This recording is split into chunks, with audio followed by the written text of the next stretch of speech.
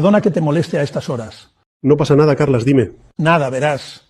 Estaba aquí con unos amigos y estábamos pensando pedir una pizza por Globo y cuando me meto en la app resulta que Globo no trabaja aquí en Bruselas. Una putada, cuyons.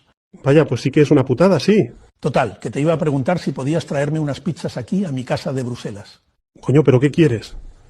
¿Que vaya a Bruselas desde Madrid a llevarte unas pizzas? Pedro, lo que pasa es que los amigos que tengo aquí son 7, no sé si me entiendes. Justo 7.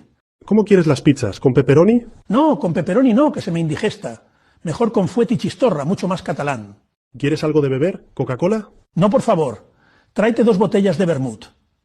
Oye, y ya que vienes te podrías quedar, que luego me gusta que me rasquen la espaldita para dormir. Por supuesto, Carlas. Le digo al chofer del Falcón que me espere. Espera un segundo, Pedro, que tengo otra llamada. ¿Diga? ¿Qué pasa, Carlas? ¿Has convencido a Pedrito? Cuyón Soriol, esto es la hostia.